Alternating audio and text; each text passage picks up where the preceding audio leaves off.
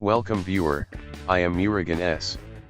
This video tutorial describes Adobe Reader, installing shows newer version already installed.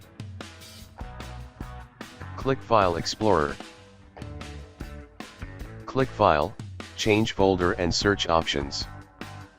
Click View tab.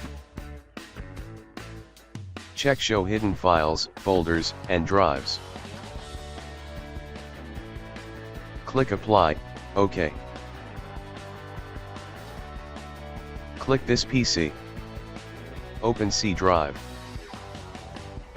Open Program Data folder. Open Adobe folder.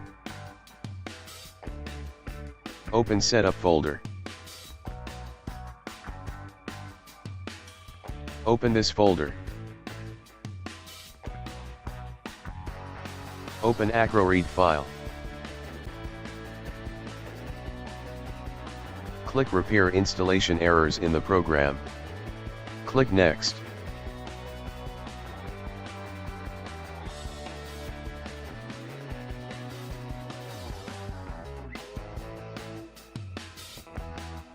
Adobe Reader DC successfully installed.